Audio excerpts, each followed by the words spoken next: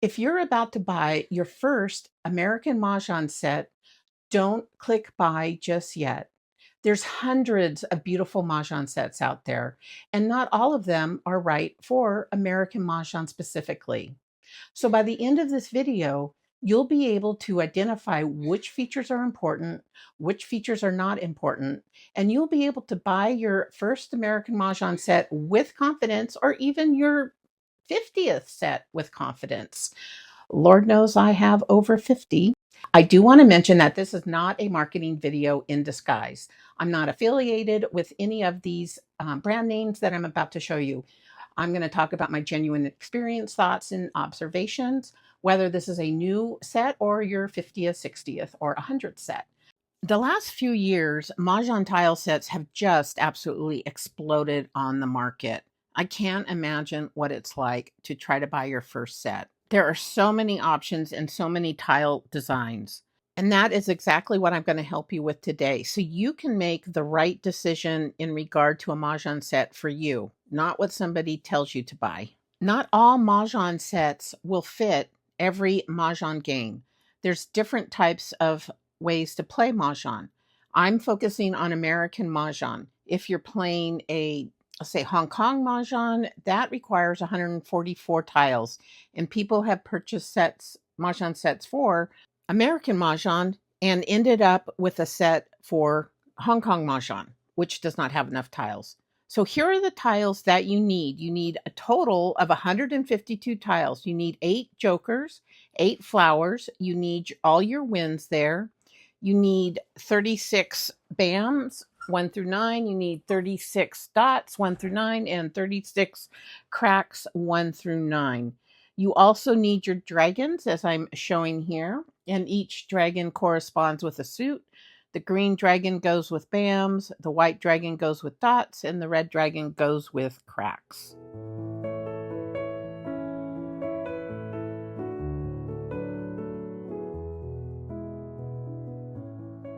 Here's a quick peruse of some of my tile sets. I have quite a variety, as you can see here, and we'll be looking at some of these in depth in a little bit. The first set we're looking at is the Mother Nature set from Chris Lloyd. These are the flowers. So there's 8 flowers, and we have the garden fairies, and then we have pagodas. So you just need to pick out 8 of those, and those are your flowers. With this set, you can play all forms of Mahjong. It also comes with the 3 red tiles, as I'm highlighting there, that you need for Rishi Mahjong. And there are the capture tiles for Singapore Mahjong. Capture tiles are used for bonus points when you have a pair. So if you look up there, the dog captures the kitty, the cat captures the mouse, the bear captures the honey, and the hare captures the lettuce. Here is the list of tiles in the Mother Nature set. In order to play American Mahjong, you just need to remove the unneeded tiles, but you always have them if you want to play another form of Mahjong. Here we have a really fun set, Bo Mei, I think I'm pronouncing that right. This has very traditional Chinese images to play Mahjong. It also says it has 144 tiles, and with that said, you can order your 8 jokers so you can have a full set to play American Mahjong. This set just makes me so happy. It is a great set to play with kids, well, frankly, to play with anyone. And the instructions are laid out and illustrated in such a way that they are very easy to understand. Now, these instructions are just for Hong Kong Mahjong, not American Mahjong. Let's take a look at some themed set, or whimsical sets, as I like to call them. This is the Scandinavian set from My Fair Mahjong. This set means a lot to me. I grew up in a Scandinavian household, and I'm Norwegian. So there's a lot of symbolism here, which hold a lot of meaning and significance. So my heart is very much connected to this set. Let's take a closer look at what the tiles look like. So here they are laid out. You can put this on pause if you want to look at them closer. When playing with themed sets, it will take a couple of games to acclimate to the tiles and what they look like. And the exercise of acclimating to new sets is very, very good for your brain health. And with that said, I really would not recommend a themed set or a whimsical set as a first Mahjong set. I have seen many a new player get caught up in FOMO, the fear of missing out. They see a beautiful, very expensive set online, and they purchase it right away. They're very excited about it. They take it to their next Mahjong game, and nobody wants to play with it because they don't understand the tiles. And unfortunately, I've heard too many stories where the other players really don't want to take the time to acclimate. Now, with that said, there are some players that are more than happy to. Be sure to take into consideration who's going to be playing with this set that you purchased. Here's another theme set from My Fair Mahjong. This is National Parks. Now, I really love these tiles. I love this set, and my brain has a very difficult time acclimating each time I play, and it's around the cracks. If you notice, the theme is the progression of rock climbing, yet there's not a pattern that I can identify easily. It feels frustrating because my brain stays in the struggle of trying to identify the tiles rather than being able to learn and move on.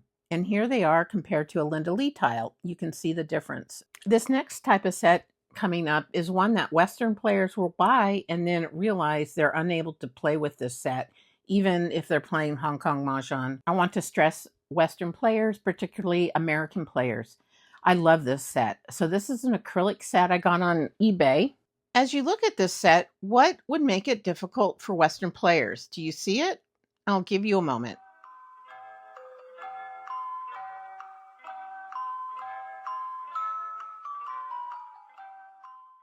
So this set does have wild tiles or tiles you can use for jokers. There's only 4.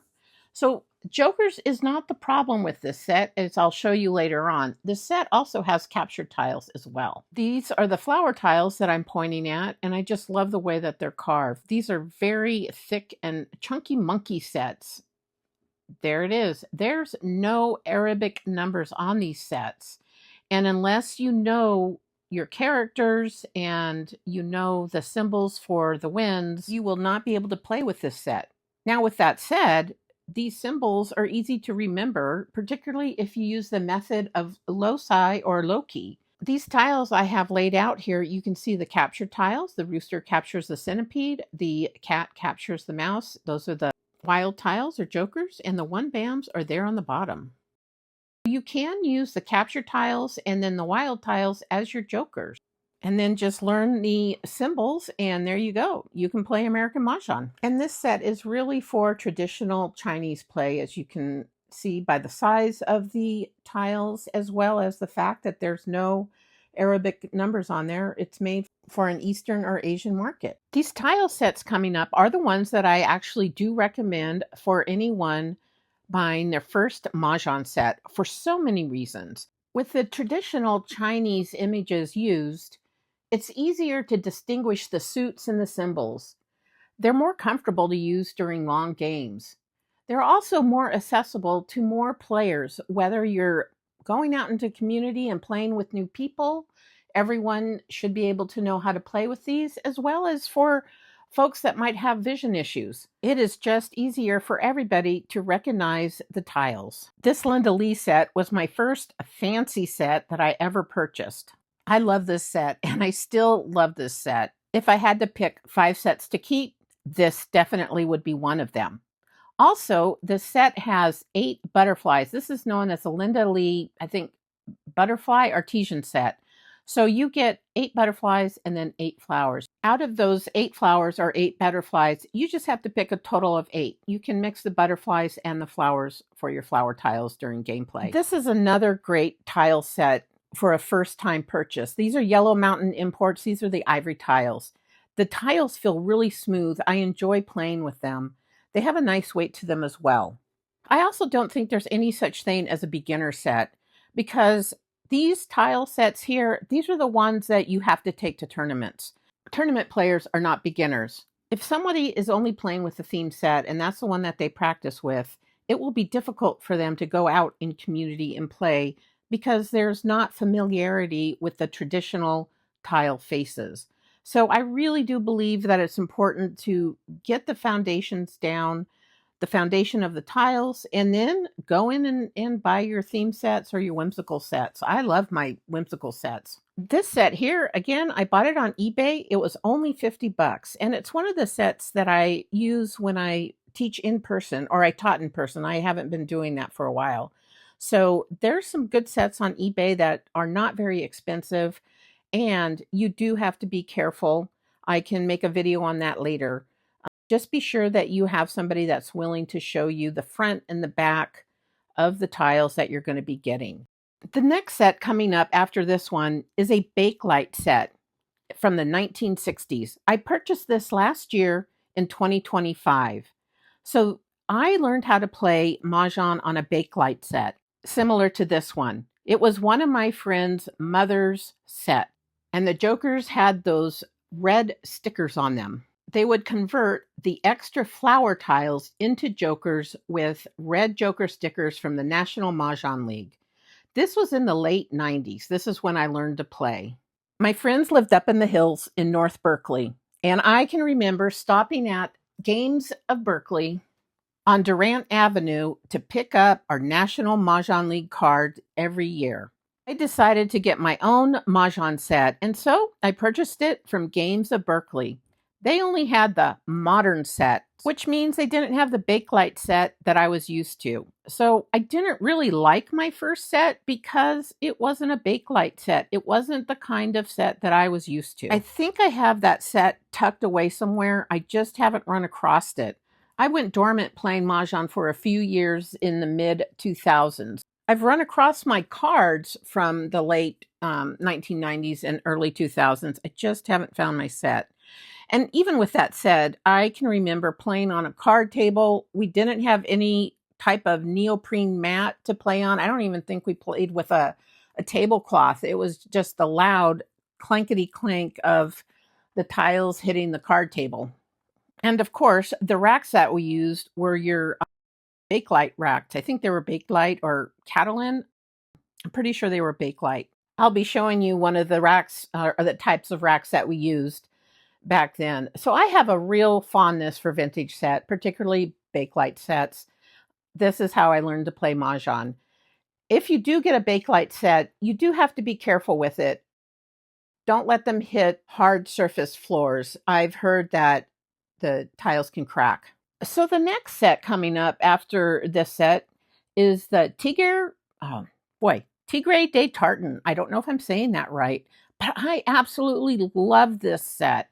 Again, the face has your traditional Chinese characters, images, and the backs, these hearts, they look like they're floating, and it's because they have that heart image in the middle of two clear layers. So I really enjoy playing with this set, and I bought this set if I wanted to take it to a tournament. So I can have my fancy set and I can use it in a tournament because it meets all the standards for tournament play. And it's so fun when I walk around the tables at tournaments during a break. People have their standard face tiles and then the backs are so different. It's really quite fun. So this is a Mahjong Maven set that we're looking at here. It has a clear acrylic layer and then purple and then the white face traditional images. If you are someone or know someone that needs larger numbers, Mahjong Maven has that.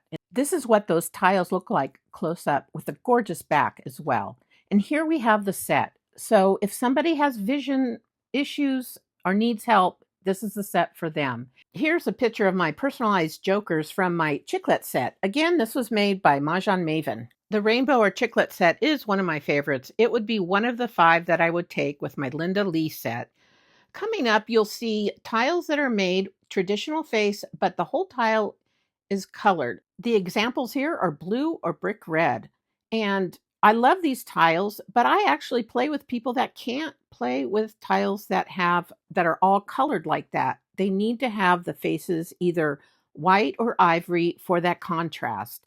So I go back again to asking yourself, who are you going to be playing with when you purchase your tiles? And of course, this is the perfect reason of why you actually need more than one tile set. But right now, we're focusing on the first tile set. This next tile set is one of my favorites. It's from Two Sparrows Mahjong, and this is the Lucky Rabbit set. I absolutely love this set. You've probably seen me, if you've watched past videos, I've used these tiles to work with. The construction of these tiles is absolutely phenomenal. I love that clear see-through look, and these are chunky monkeys as well. I love chunky monkey tiles. They can stand up on their own, And this is what the face of the tiles look like. They are very identifiable. You know what the dots are, you know the BAMs, you know the cracks, flowers, winds, and the jokers, as well as the dragons, white, green, and red. Perfect. And this is a very unique tile set. I'm just showing you the size difference between a Mahjong Maven tile standard and then the Lucky Rabbit tile. I think Two Sparrows has another set called Lucky Cricket, and the backs are sparkly green, but the same tile structure. Tile size is just as important. I have more issues with too small of tiles than too big of tiles. These tiles also sit on the rack just fine. I've never had a problem. People can really see these tiles. If there's a vision issues, you know, the characters are well defined, the numbers are well defined. And this is another set from Two Sparrows Mahjong. This is a very whimsical set. This is their Alice in Wonderland set. I love this set, and I can play with this set really easy. I acclimate to the set very easily. And these are square tiles, and I am surprised how much I enjoyed playing with square tiles. The biggest surprise for me with this set was the ability to pick up the images really easily and play right away without going through a big struggle of acclimating. Again, this is another Two Sparrows Mahjong set. This is a Christmas tile set from, I think, 2 years ago. They are no longer making this set. The set is retired. Now, I like this set, and it's interesting because I do have difficulty with the jokers, and the reason is because all the jokers are different. They're not the same. So in these whimsical, here's a close-up of the winds and jokers and flowers. So when tiles are different in like a suit or the jokers, I struggle longer with getting used to the set. And here's a set, a Halloween set from A Beautiful Line. These tiles look like they'll be a lot of fun. I got these last year at the end of fall, and I went on the website. These tiles are up for pre-order again. I haven't played with these, obviously. They're still in their saran wrap, but this is, I just wanted to bring these out. I'm looking forward to playing with these during the Halloween season, and they look pretty uniform, so I don't think it'll be that difficult acclimating. Just maybe the jokers, again, might be a little troublesome. We have jack-o'-lanterns or pumpkins for the dots, and then green vampire teeth for the dragons, and here are the cracks. Ghost with red vampire teeth for the dragons. And here's the back of the tiles. Orange spiders. How clever and spooky is that? The tiles coming up next are my Winslow 1920 tiles from Ozark Mahjong. These tiles I used in a recent video, and I thought they were traditional enough, but the Arabic numbers on them were too small, I think, for people to see in a video. But when you play with them in real life, they're very easy to see and also identify the suits, the winds and dragons and flowers. They also feel very gender neutral to me, so they're not overly feminine with pinky frilly stuff, and they're not overly masculine either. So I think these are great tiles for everybody to play with. These type of tiles are my very most favorite to play with. They were designed with great intentionality, and they really drew on tradition and understanding of the game of Mahjong. This tile set just elevates the game in every single way. So those BAMs, those are strings. The BAMs used to be strings that you would put the coins on, which were the dots. And the cracks, that's a nickname for character. And character means wan, which means 10,000 coins in Chinese. And those coins used to be put on the strings. I really hope that's making sense. But the whole point is there's an extremely rich history and heritage behind these tiles. I think also what's important when you're looking to buy tile sets is what's important to you. So heritage and history is very important. I enjoy having my whimsical sets as well. The more you play Mahjong, the more you'll know what makes your heart sing. What tiles do you really enjoy playing with? Any questions that you might have, please put them in the comments and I will answer them as soon as I see them. If you found value in this video, please consider subscribing and sharing and maybe hitting that like button. Thank you so much for watching, and I'll see you in the next video. Take care. Bye-bye.